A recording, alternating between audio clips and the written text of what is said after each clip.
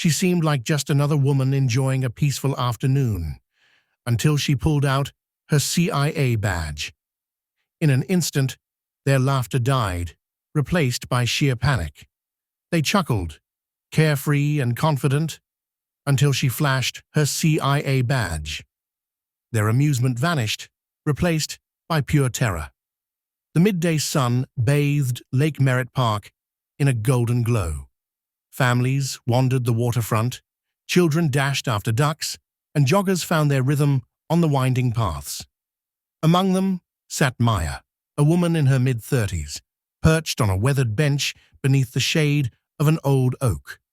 She had chosen this very spot with intention. It was public, but not too exposed. Peaceful, yet never dull.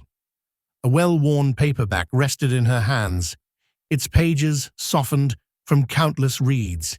She appeared utterly at ease, dressed in a flowing summer skirt and a crisp white blouse, her sandals gently tapping the ground in sync with the park's lively chatter. Maya blended effortlessly into the scenery, just another face in the crowd. But Maya was far from ordinary. Beneath that composed exterior lay a razor-sharp mind, trained to detect threats, decipher patterns, and act without hesitation. Years in the CIA had honed her instincts to a razor's edge, though you'd never suspect it from her calm, unassuming presence. Today, however, she wasn't here on agency business. This park was her refuge, a brief escape from the relentless world she navigated daily. But serenity is often short-lived. Out of the corner of her eye, she spotted them. A group of uniformed officers approaching, their laughter ringing through the air. They weren't responding to an emergency. They weren't on high alert. If anything, they were too relaxed, unnervingly so. Their eyes landed on her with a curiosity that sent her mind into high gear. She didn't react. Not yet. Instead, she did what she always did. Observe. Most people revealed themselves if you just watched long enough. Maya creased the corner of her book's page and set it beside her. The afternoon was about to take a turn, but she wasn't about to show her hand. Not yet. A CIA agent never moves before the moment is right. The officers strolled closer, their laughter cutting through the park's peaceful hum.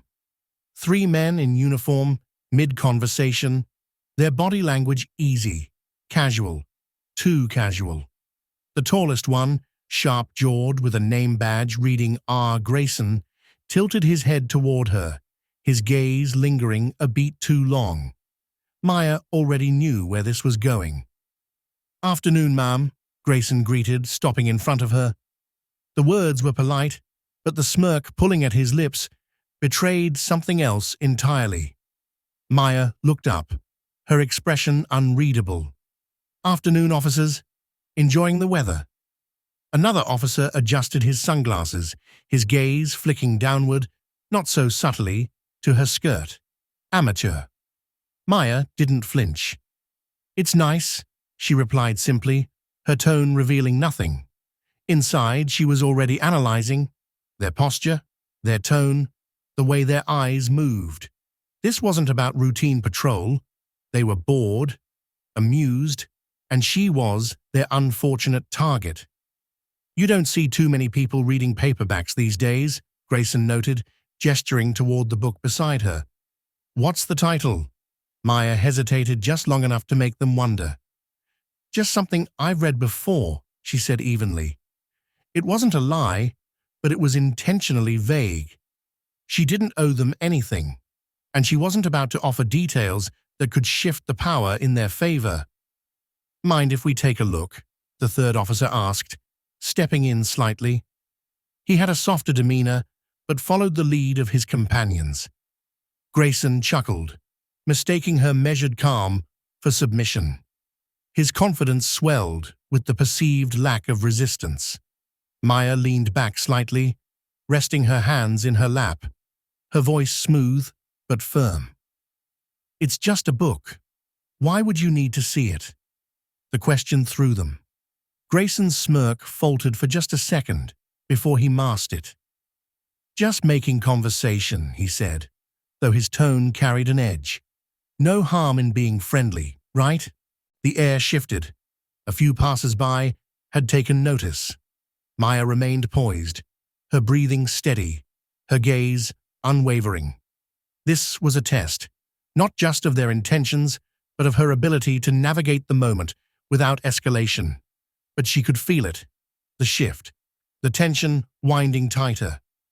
Grayson stepped in closer, just enough to invade her space. The smirk was gone now, replaced by something colder. "You from around here?"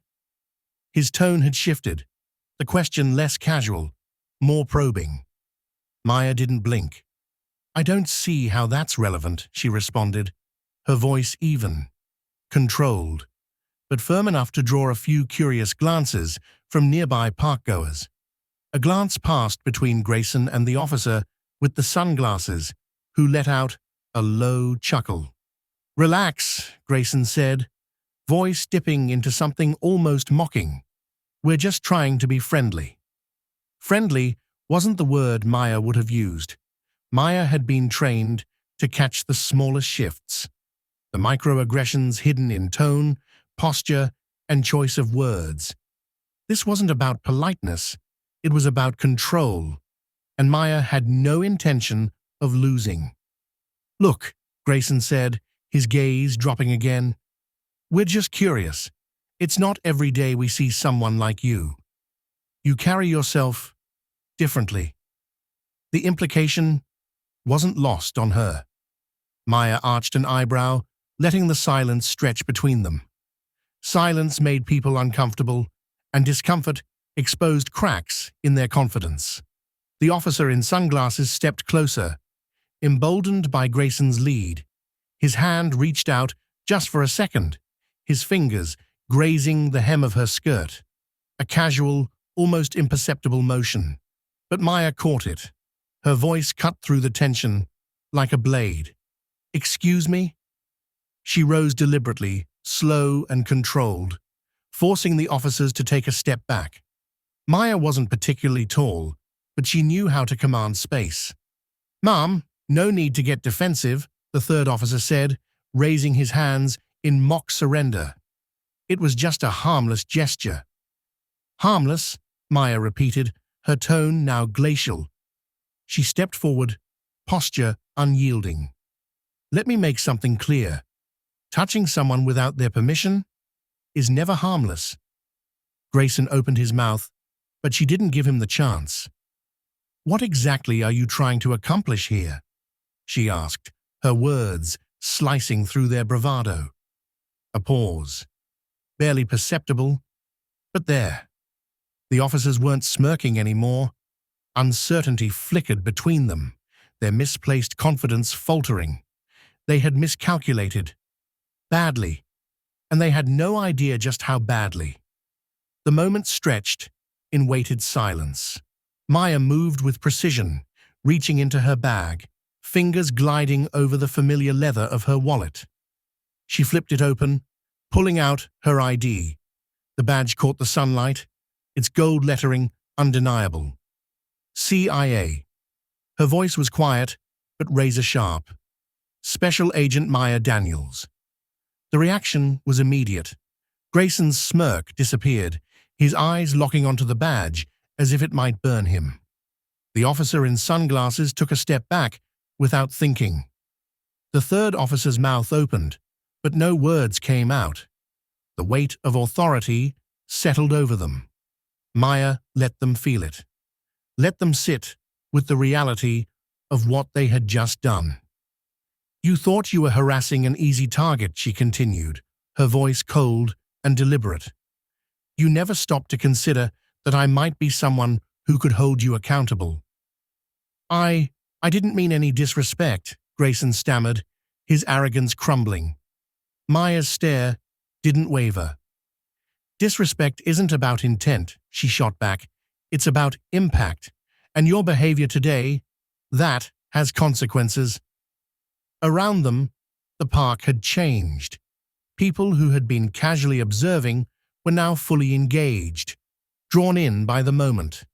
Their curiosity had turned into something more, a quiet demand for accountability. Maya could see it in their faces: relief, admiration, a silent expectation that justice would be served. She let the silence settle before speaking again, her words slow and measured. "I'm not going to report this today." A calculated pause. "But make no mistake, if I hear about anything like this happening again, there won't be any warnings. You will answer for it at a level you are not prepared for." The tension was thick enough to cut. The officers nodded quickly, their previous arrogance replaced with a fumbling attempt at humility. Maya held their gaze a second longer before tucking her badge away. Then she turned to the growing crowd and gave them a brief, knowing nod. Maya's voice softened as she addressed the onlookers. "It's all under control. Carry on, folks." The crowd slowly dispersed, though their hushed conversations lingered in the air. The officers, once smug and overconfident, walked away in stiff silence, their laughter gone, their postures tense. But Maya knew this wasn't truly over. Not for them, and not for those who had witnessed it. Moments like these didn't just pass. They echoed. They shaped perceptions. "Excuse me," the woman said, softly, a mix of admiration and curiosity in her voice. "That was, something else. Are you really CIA?" Maya met her gaze with a small, knowing smile. "I am," she answered simply, keeping her words measured. "But this wasn't about my job. It was about boundaries, respect, and knowing when to stand your ground." The woman nodded, her admiration evident. She glanced down at her daughter, who was still staring at Maya, eyes wide with awe. "I'm glad she saw that," the woman admitted. "She needs to know it's okay to demand respect." Maya's expression softened. She crouched slightly, bringing herself to the girl's level. "It's more than okay," she said gently. "You're stronger than you think, and no one, no matter who they are, has the right to make you feel small."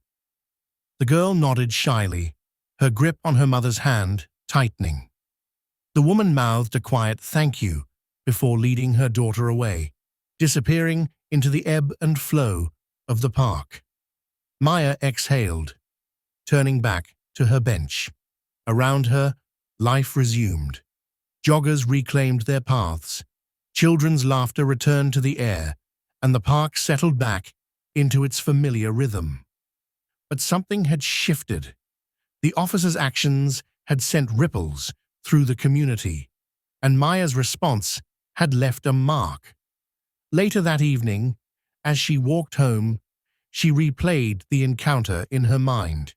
She had handled high-stakes operations throughout her career, yet moments like these carried a different kind of weight. Because this wasn't just about her. It was about setting an example, about making people think twice before crossing lines that should never be crossed. The next morning, her phone rang. "You handled yourself well," her supervisor's voice came through the line. "But you've stirred up some attention. Expect questions." Maya sighed.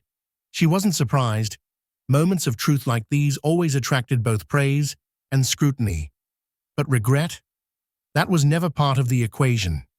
Because her job wasn't just about protecting national security, it was about standing firm, especially when it wasn't convenient. Because in the end, it's not just about what you do in the moment. It's about the example you leave behind. Maya's actions that day weren't just about self-defense. They carried a deeper message. Respect and accountability transcend titles, uniforms, or appearances. How we treat others isn't just a reflection of who we are. It shapes the kind of world we build. For those officers, it was a wake-up call, a reminder that authority demands responsibility, not entitlement. For the people in the park, it was a lesson in standing up, speaking out, and the quiet, undeniable power of composure in the face of disrespect.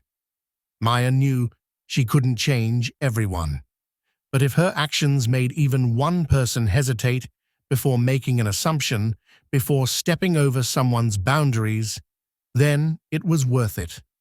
Her life had been shaped by challenges and hard-earned victories, and if there was one thing she had learned, it was this: strength isn't just about what you can do, it's about what you stand for. And that's the takeaway.